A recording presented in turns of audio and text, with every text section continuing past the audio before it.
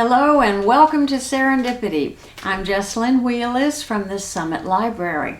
Today's program is entitled Tuck and Tacky on the Tundra. First, we go all the way up to the North Pole to the Alaskan tundra, where Tuck and his Inuit family are held hostage by a huge, hungry polar bear. Then we go all the way down to the South Pole to Antarctica to find Tacky the penguin participating in the Winter Games. Will he win the gold? We'll find out. Where I grew up in North Carolina, I didn't have snow very much at all. It rarely ever snowed, and so we were always looking out the window in the wintertime and wishing it would snow. So I have taken a song called Mr. Sandman and changed the words to Mr. Snowman. Mr. Snowman, send us some snow. We like to slide on our sleds, don't you know? Send us some ice so we can go skating. Oh, Mr. Snowman, please don't keep us waiting. Snowman, you like snow too. We'll make a pretty snow lady for you. So please, please don't say no. Mr. Snowman, send us. Please, please send us, Mr. Snowman. Send us some snow.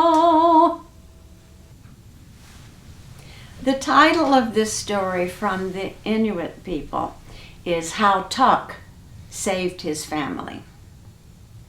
Tuck was a young boy who lived with his family in a land of snow and ice.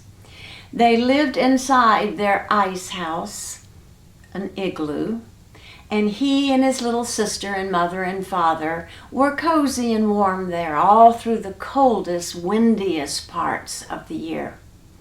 Now, if you think about it, long ago, there up in the Arctic, Tuck didn't have video games to play. He didn't have TV.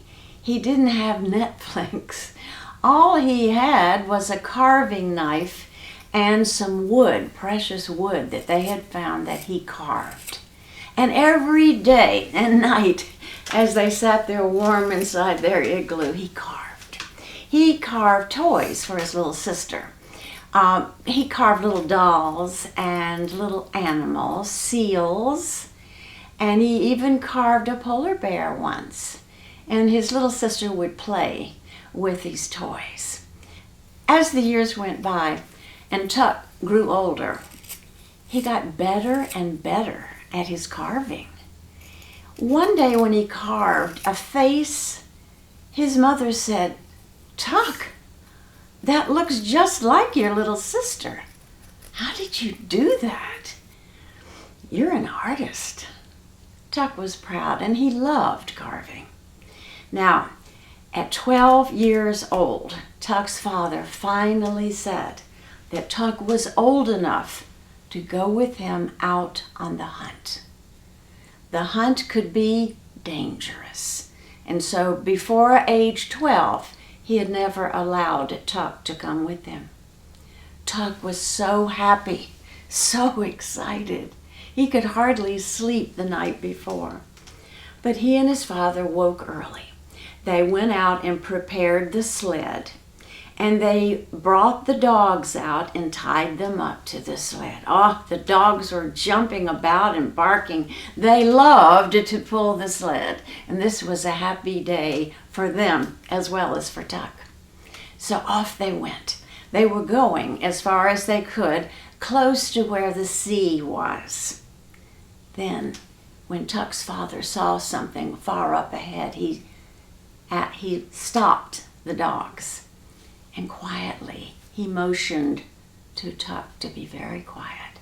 He took his spear and he started crawling, so that the animal he was after wouldn't see him coming. It was a seal, and a seal is an animal that they needed for their food. They couldn't grow gardens there and grow vegetables, not in the Arctic where everything was ice and snow. There were no grocery stores where they could buy food, so they had to hunt for their food.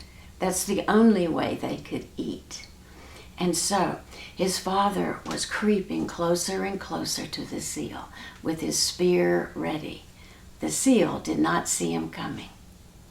But the father did not know that as he crept closer and closer to the seal, an enormous polar bear was creeping closer and closer to Father. Father did not know that, but Tuck did. Tuck jumped into the sled and told the dogs to run. They ran as fast as they could, picked up the father on the sled and raced home with the polar bear dashing close behind them. When they got to their igloo, they tossed the sled aside and all ran inside the ice house, even the two dogs.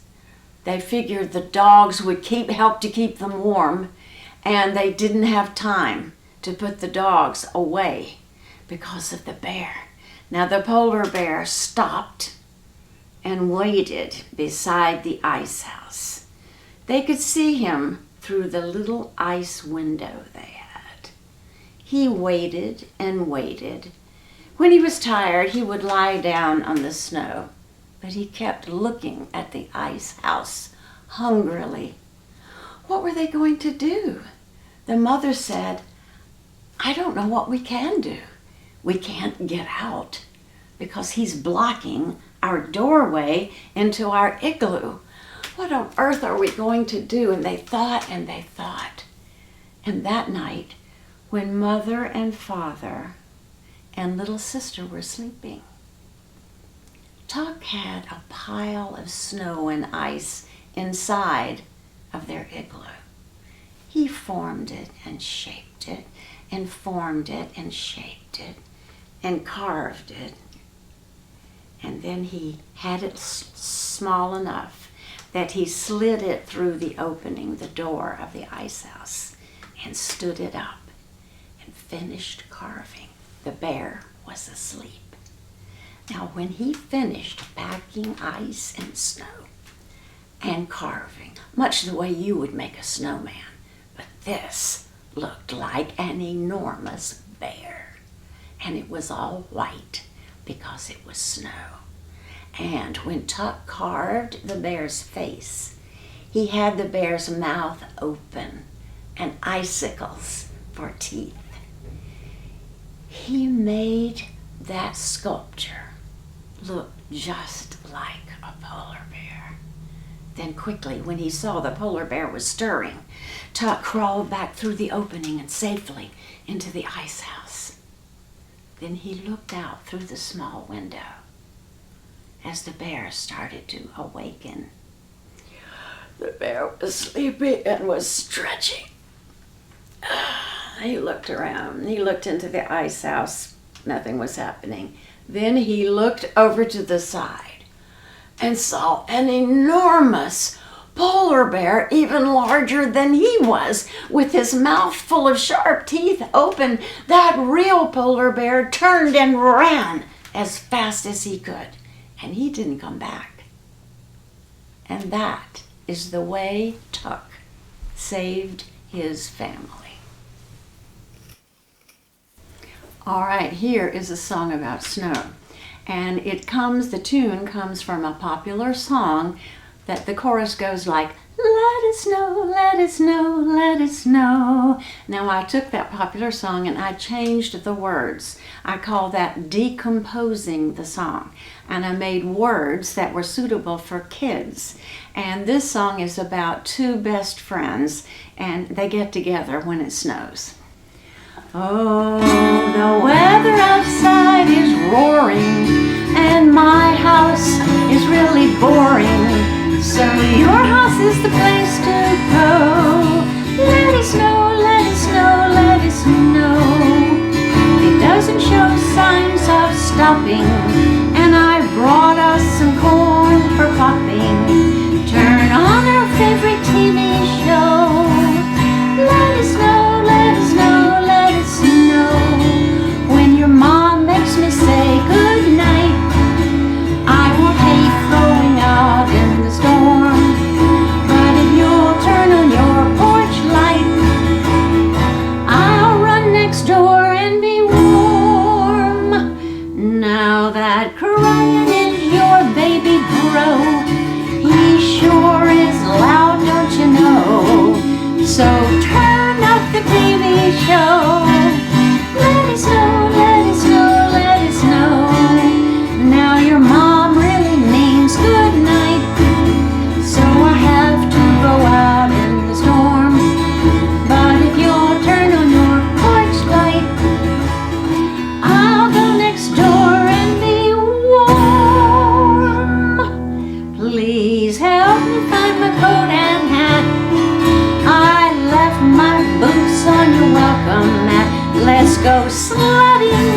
tomorrow. Let us know, let us know, let us know. Let us know, let us know, let us know.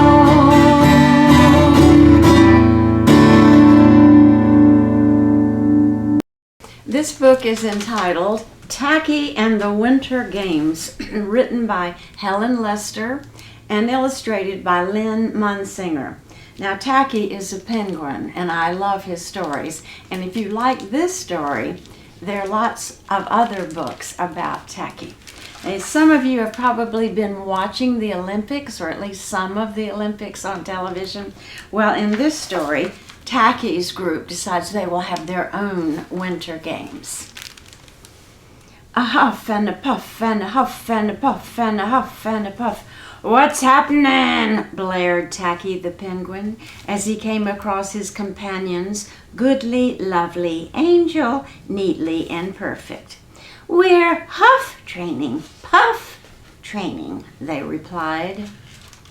"Training?" wondered Tacky hopefully. As in choo-choo? No, training like athletes.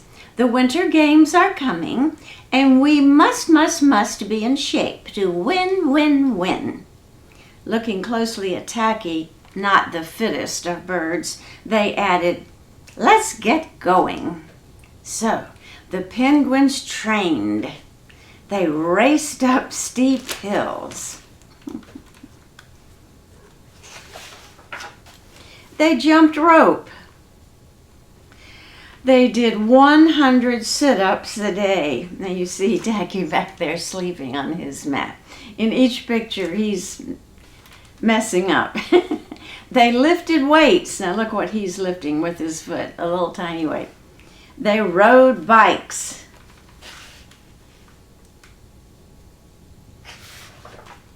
They ate special training meals. They're all eating spinach, and he's eating pizza and donuts and potato chips. They kept strict training hours. All right, the others are all in bed at an early hour, and he's staying up late with popcorn, watching TV, and playing with toys. Most of all, they practiced their events. Bobsled racing, speed skating, and finally, after weeks of work, Team Nice Icyland was ready for the long waddle to the Winter Games, and off they went. Rat-a-tat-tat, rat-a-tat-tat, the athletes marched into the stadium for the opening ceremonies. Teams had come from far and wide. They came from the highlands, the lowlands, the funlands, and of course, the nice icy land. Rat-a-tat-tat, rat-a-tat-tat, on they marched, ratty-tatty-tatty, boom-be-ratty-tatty-boom, hey! Tacky marched to a different drummer. You see him there on his head, holding the flag with his feet. For the big show, the penguins all joined in singing the Winter Games anthem. With our beaks held high and our bellies held low, we'll do our best in the ice and snow. With a yodel-waddle-ho and a yodel-waddle-hee, may the best team win, and let's hope it's we. After lighting the torch and exchanging high flippers as a sign of friendship, the athletes filed out past the display of medals. So you see the first medal is not bad, the second one is pretty good, and the third one is big winner. The sun rose. Eager penguins prepared for the first event, the bobsledless race. Little webbed feet wrapped around big penguin tummies. Pop! They were off! Tacky was way off. Looking at the wonderful hill before him, he cried, "Great for belly sliding!" And with that he charged under his surprised teammates and sped them down, crossing the finish time in record time. But wait, the official announced, "This is a bobsled-less race. You have a bobsled." Goodly, lovely Angel, Neatly, and Perfect tried to explain that it was not a bobsled, it was a penguin. "Doesn't look much like a penguin to me," said the official, examining Tacky. "Not much like a bobsled either. Don't know what it is. Anyway, no medals for you. Illegal equipment. So no medals per Team Nice Icyland yet."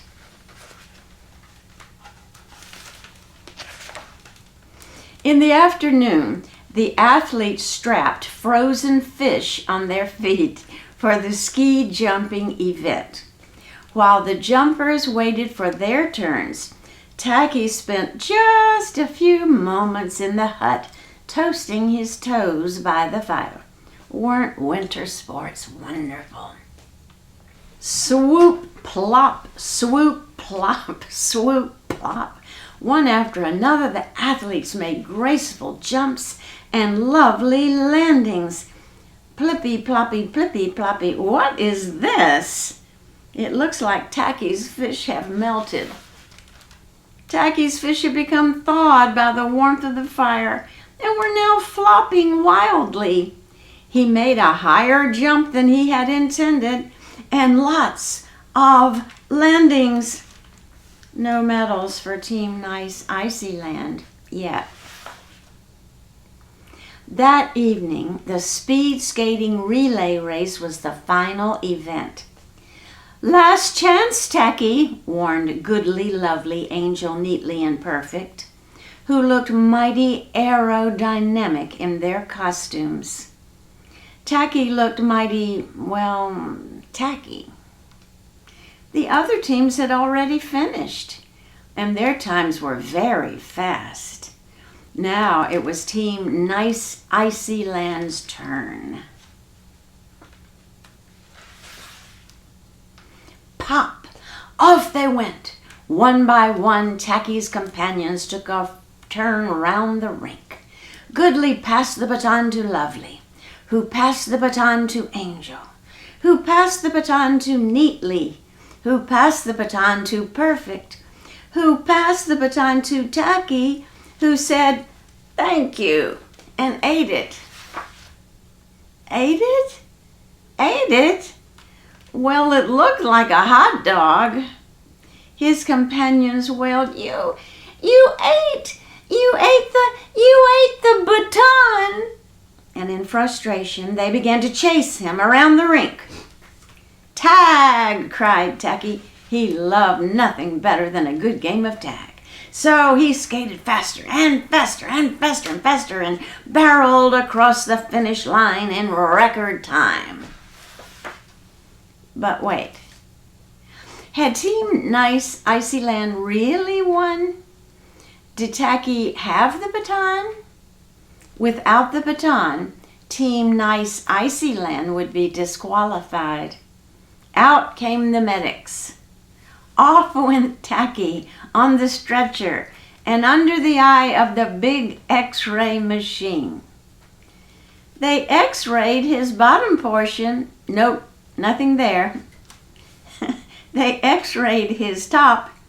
Certainly nothing there. You see nothing but spider webs in his brain. They X-rayed his middle, and yes, there it was. There was the baton. Goodly, Lovely, Angel, Neatly, and Perfect hugged Tacky. Tacky was an odd bird, but a nice bird to have around. And that is the story of Tacky and the Winter Games. Thanks for tuning in today to Tuck and Tacky on the Tundra.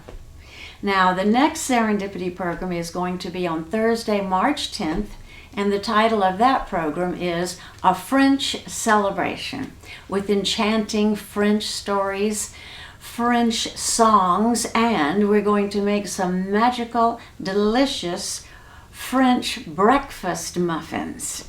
So I hope I'll see you then.